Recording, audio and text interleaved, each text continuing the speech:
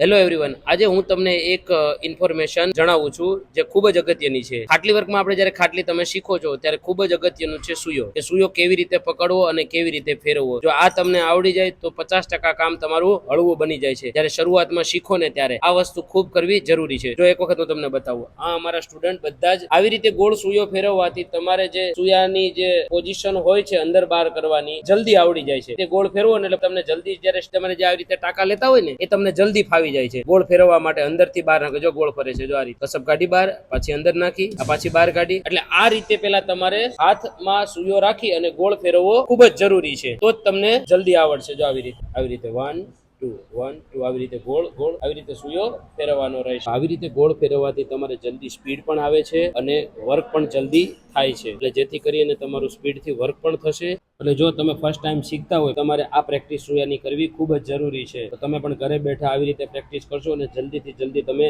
ખાટલી work શીખી શકો છો. બીજા નંબરમાં જો આવી રીતે અંદર કાઢીને બહાર કાઢવાનો, અંદર કાઢીને બહાર કાઢવાનો. જો આવી રીતે તમારે ગોળ કન્ટિન્યુ ફેરવવાનો છે. જો તમારો ફેબ્રિકમાં આ સુયો અંદર રાખો અને જો તમારો ફસાઈ જાય આવી રીતે, જો ફસાઈ જાય તો કાણા પડી જાય. તમને હમણાં આગળ ફેરવતા શીખવાડ્યું ને, આવી જ રીતે ટર્ન લઈને પછી જ બહાર કાઢો, નકર તમારા ફેબ્રિકમાં કાણા પડી જશે. જો આવી રીતે ડાયરેક્ટ સીધો ખેંચશો ને તો જો આવી રીતે સીધો ખેંચશો ને તો જો કાણા પડી જાય અને આમાં ફસાઈ જાય. ટર્ન લઈને લઈ લો ને સીધો સુયો લઈ લેશો ને તો ફસાઈ જશે અને કાણા પણ પડી જશે. એટલે મહેરબાની કરીને તમારે છે ને સુયો ટર્ન લઈ અને પછી જ તમારે ગોળ ઉપર બહાર કાઢવાનો છે.